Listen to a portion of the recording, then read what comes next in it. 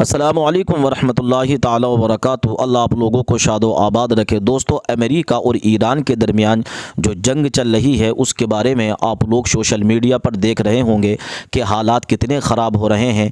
Iran से ख़बर ये आ रही है कि 1000 से ज़्यादा लोग मारे जा चुके हैं और 500 से ज़्यादा लोग जो है गिरफ़्तार किए गए हैं। दोस्तों, जबकि बताया ये गया है, डायरेक्ट जो है अमेरिका का कहना यह है कि हमारे आदमियों को वहाँ से भेजा जाए, और ये भी कहा जा रहा है कि जितने नागरिक अमेरिका के रहने वाले हैं ईरान के अंदर, वो फ़ौरन अपने मुल्क को वापस पलट आएँ। हो सकता है कि अमेरिका कुछ बड़ा करने वाला हो, या अमेरिका के जहन के अंदर क्या चल रहा है ये तो वक्त ही बताएगा। मगर उधर से ईरान भी ये कह रहा है जवाब में कि अगर हमारी तरफ नज़र उठा कर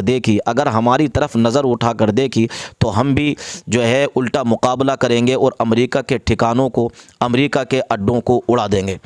अभी साथियों, इसमें होता क्या है, ये जंग चल रही है। अभी आपने पीछे देखा कि ईरान के दरमियान और जो है कितनी ख़तरनाक जंग हुई ईरान और इज़राइल में, ये सारे आप लोगों ने देखा। आज इराक और ईरान की लड़ाई बड़ी ज़ोर और शोर पकड़ रही है। दोस्तों, ये जंगें चल रही हैं, ये मुल्क तबाह बर्बाद हो रहे हैं, लोगों की जानें जा रही हैं, कितने लोग मारे जा रहे हैं, कितने लोग बेघर हो रहे हैं, कितने लोग अपने घरों से बेघर हो रहे हैं, कितने बाप बेटों से जुदा हो रहे हैं।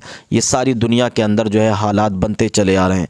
अजीज़ साथियों, आप ज़रूर बताइएगा कि इस जंग को लेकर आप क्या कहना चाहते हैं। क्या इधर समझौता होना चाहिए या क्या मामला, इसे आप लोग ज़रूर बताइएगा। इससे लोगों का, मुल्कों का नुकसान होता है, संपत्तियां का नुकसान होता है, मुल्कों के ख़जाने ख़त्म होते हैं, नागरिकों को परेशानियां होती हैं, गरीबों को, रहने वालों को दिक्कतें होती हैं। आप ज़रूर बताइए कि इस बारे में आप क्या कहेंगे कि समझौता होना चाहिए, ये मामलात रफ़ा दफ़ा होना चाहिए। आइए सुनते एक प्यारी सी वीडियो। खामोश गहरी है दिल्ली। आप अगर सच में 10 मिनट आपने खुद को रोक लिया है तो मैं एक नई नज़्म सुना दूं, आप सुना दूं। आजकल मैं काम कर रहा हूं नदीम भाई, शायरी वायरी तो होती रहेगी। आजकल मैं कोशिश कर रहा हूं कि उन मुद्दों पर, उन मसलों पर, उन चीजों पर नज्म कहूं जिन्हें मुझे हिस्ट्री में दर्ज करना है। मैंने आपको लाल किले पे नज्म सुनाई, मैं आपको एक नज्म सुनाता हूं ताजमहल पर। आप है, आपका मन, नई नज्म है, आप तैयार हो तो मुझे ताली बजा करके हुक्म दे, बिल्कुल उसी तेवर की कि मैं ताजमहल हूं। बिलाल साहब, आप जब तक सदा नहीं देंगे तब तक सुबह तो होनी नहीं है, तो आप रहें, देखते रहें कि मैं ताजमहल हूं। एक चीज के लिए आपको मुबारकबाद और दूंगा, आज के इस मुशायरे में हिंदी की बेटी की तरह मनिका आपके बीच में आई, और आपने जिस खूबसूरती के साथ हिंदी की बिटिया को दुआएं देकर के वापस भेजा, वो भी बताता है कि नागपुर की जमीन गंगा जमुनी तहजीब की, भाषाओं की, मोहब्बतों की, प्यार की सरजमीन है। मुबारकबाद, आपने किसी को मायूस नहीं किया। एक बार मैं शायर दोस्तों से कहूंगा कि सामीन के लिए ताली बजाएं, कमाल के लोग हैं ये, अल्लाह इन्हें सलामत रखे। और मैं तो प्यारे भाई से कहूंगा कि आप टैंकर में भर के ऑक्सीजन भेजते हैं, अगली बार कहीं मुशायरा हो तो यहाँ से टैंकर में भर करके वो सामीन भेजिए, ताकि वहां के भी मुशायरे कामयाब हो सके, क्योंकि ये बड़े एक्सपोर्ट क्वालिटी के सामीन हैं।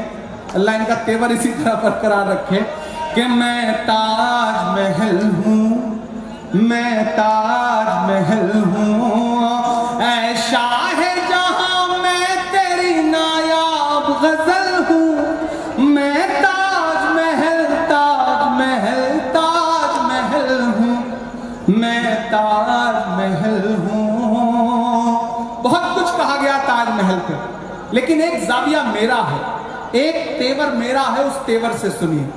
मैं ताजमहल हूँ कि बहती हुई जमुना की रवानी में हूँ शामिल, हर एक मुहब्बत की कहानी में हूँ शामिल।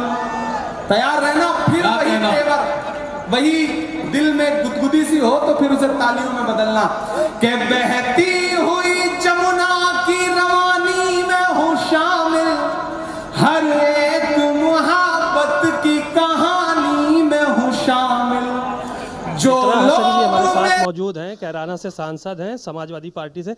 मैम, बांग्लादेश में बड़ा विवाद चल रहा है, उसको लेकर यहाँ प्रदर्शन कर रहे हैं लोग, कह रहे हैं कि हिंदुओं के साथ वहाँ पर अत्याचार हो रहा है और सरकार को से मांग कर रहे हैं कि वहाँ पर हस्तक्षेप करें। जी बिल्कुल, बहुत अफसोसजनक है कि किसी भी देश में वहाँ के जो अल्पसंख्यक लोग हैं उनके साथ जब इस तरीके से उनकी प्रताड़ना होती है, उनके साथ हिंसा होती है, तो मन को बहुत दुख होता है। मैं सदन में भी इस बात को उठा चुकी हूँ कि हमारे देश में जिस तरीके से माइनॉरिटीज़ प्रताड़ित हो रही हैं, उसी के साथ साथ हमें फ़िक्र करनी चाहिए बांग्लादेश में जो हमारे हिंदू अल्पसंख्यक भाई हैं उनके साथ जिस तरीके से दिन पर दिन खबरें आ रही हैं, ये बहुत अफसोसजनक है। और हमारी सरकार को निश्चित रूप से कोई ना कोई कदम उठाना चाहिए। हमारे लोगों की भावनाएं उन लोगों से जुड़ी हुई हैं, तो ऐसे में कोई कदम ज़रूर उठना चाहिए। और सरकार पता नहीं क्यों निष्कर्ष है इस मामले, बिना कुछ करे बैठी है, कुछ बात कर रही हैं ना, कोई डिप्लोमेटिक चैनल उन्होंने खोला है कि वो बांग्लादेश में बात चला सके, वहाँ के लोगों की हिफाजत की मांग कर सके।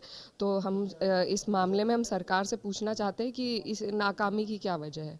एक सवाल और था। मुख्यमंत्री योगी आदित्यनाथ ने आज सदन में बयान दिया कि सज्जन को सुरक्षा प्रदान करना हमारा काम है और दुर्जन को सज़ा देना हमारा काम है, और अगर भजन गाना होता तो मठ हमारे लिए काफ़ी है, और पूजा पाल और बिजमा यादव को भी हमने सुरक्षा दी, आप नहीं दे पाए सपा के लोगों से।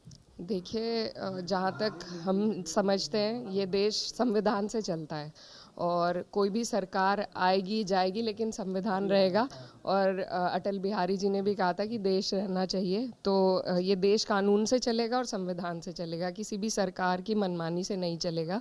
और जो कुछ भी हुआ है और जो कुछ भी ये सोचते हैं करने की, इसका आगे इन्हें भुगतान भी करना पड़ेगा। लेकिन ये सरकार को समझना चाहिए कि कानून से ऊपर सरकार भी नहीं है। 27 में सरकार बना रही हैं आप? जी बिल्कुल, हमारी पूरी प्रयास है और जनता हमारे साथ है। शुक्रिया बहुत बहुत। आप पेड़ जमाने के काम आए और सूखने लगे तो जलाने के काम आए, कच्चा समझ के बेच ना देना मकान को, शायद कभी ये सर को छुपाने के काम आए। इनके काम का क्रेडिट लेते हुए कुछ लोग घूम रहे हैं, लेकिन आपने काम बहुत किया है, इस चीज के लिए भी सलाम आपको। यहाँ पे राजस्थान मदरसा बोर्ड के चेयरमैन MD चोपदार साहब, मोहतरम अनायत रैदर साहब, माइनॉरिटी डिपार्टमेंट से जीनल गाला जी, तमजीद साहब, गनी भाई हमारे जानने वाले, और मोहतरम तबरेज हाशमी साहब, बाबर सरपंच साहब, तमाम चेहरे हैं जो जाने पहचाने हैं। थोड़ी देर आपसे गुफ्तगू करूंगा।